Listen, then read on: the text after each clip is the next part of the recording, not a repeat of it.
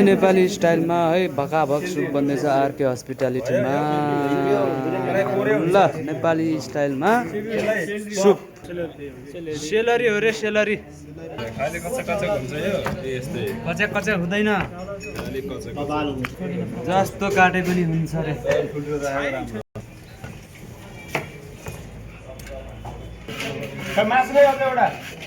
हेरेर बस्नु चाहिँ कसै सोध्ने होइन दुम्बाहरू डिप फ्रोज 10 मिनट टाइमिङ बेलिक लोक स्टक बिना सुपै बन्दैन। ब्ल्याक कार्डामम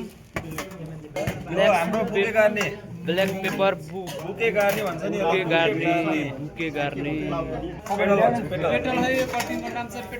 जस्तो गाडी खास यो पाउडर भन्दा हाले ल्याउनु न फाइन यो भएन भने मात्र स्टक भएन भने बल्ल के गराउने चिकन यो स्टक वाटर यो प्लान्ट गर्नु स्टकलाई प्र्याक्टिकली यो अनियन क्यारोट अनि यो स्यालेरी भनेको हाम्रो मिर्कुवा भयो।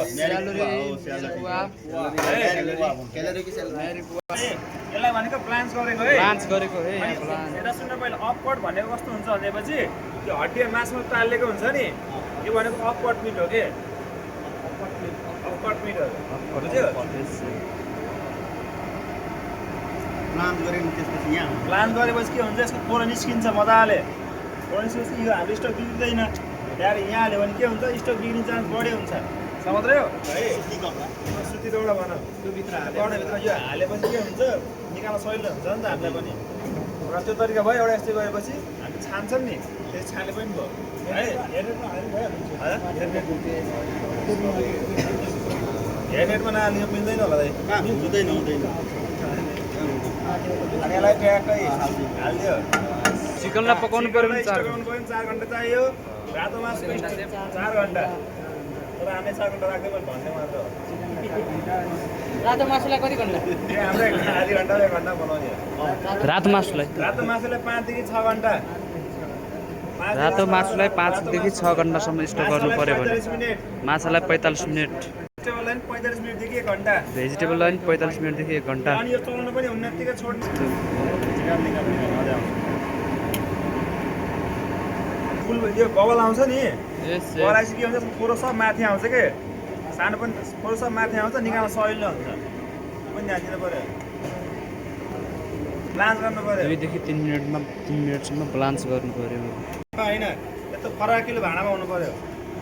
फराकिलो भाँडा भएपछि के हुन्छ यो मासु खेल्नमा आउँछ खेलेपछि के हुन्छ थोरो सब माथि आउँछ। यो पनि ध्यान दिनु पर्यो है।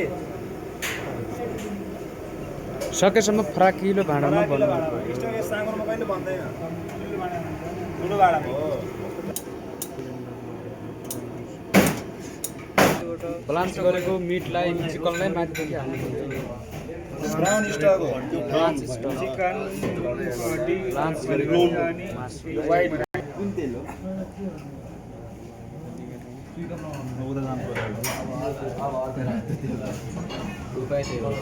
कुन तेल हो? सिमरिङ हिटमा राख्नुपर्छ है। सिमरिङ हिटमा सिमरिङ धेरै बबल्स नआउने कि अब टाइम ट्रान्सफर बबल्स आयो भने त्यसलाई सिमरिङ हिट भन्छ। सिमरिङ हिटमा 4 देखि 5 घन्टा राख्नु पर्यो। 3 देखि 4 घन्टा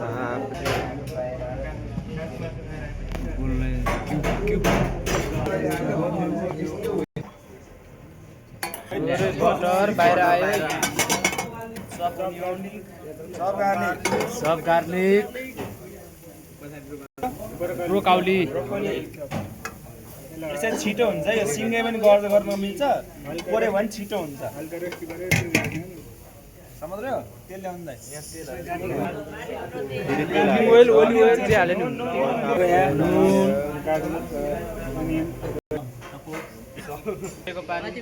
हाम्रो चिकन स्टक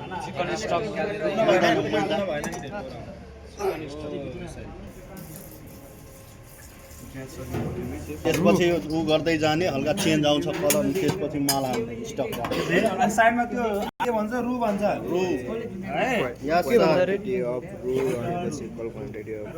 यहाँ सबै सानो मैदा लाग्दैन के भन्छ रे safe equal quantity of butter र इक्वल क्वान्टिटी अफ मैदा मैदा हाल्यो भने रु भन्छ त्यसलाई मैदा हाल्दै हुन्छ ननाट्ने हाल्यो नि हल्का त्यो हाम्रो त हिलो हुन्छ नि हिलो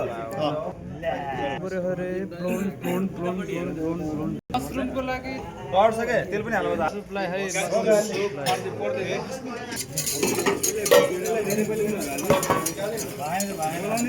अझै अझै हाल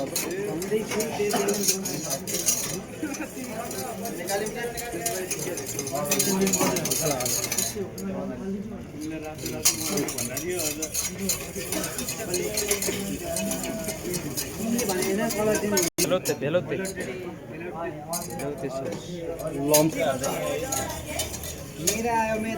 मिदा कम गर है कम गर मिदा है मिदालाई भुट्नु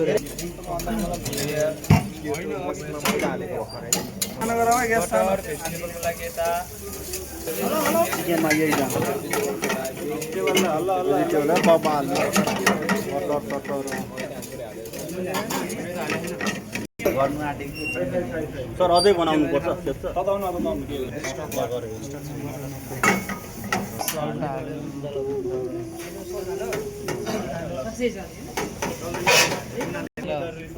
त्यो पनि हालिदिनु सर बटर पिसे ब्रोकली भयो यो यो रेडी भएपछि राम्रो भएपछि यो नहाले पनि हुन्छ स्वाद आउँछ नि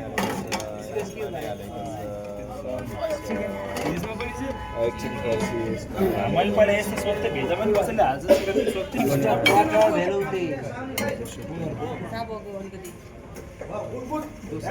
चिकन क्रिमी अफ चिकन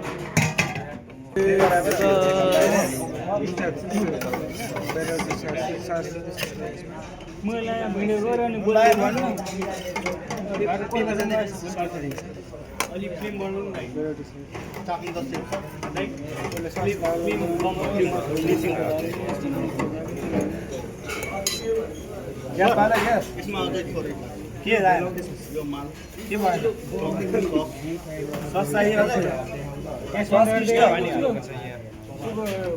स्टकमा हालिदिनु बन्द गरिदेऊ मिठो छ है मिठो यो हाले पनि हुन्छ बेला बेला यताबाट हेर्नुपर्छ बानी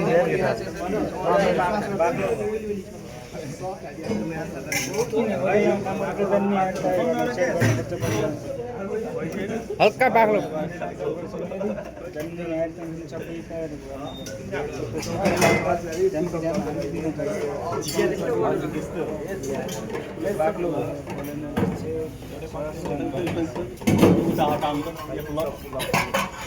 ब्रोकली यो निकाल्दा भयो ब्रोकली ल्याउँछ त खतरा हो कि क्याचअप हो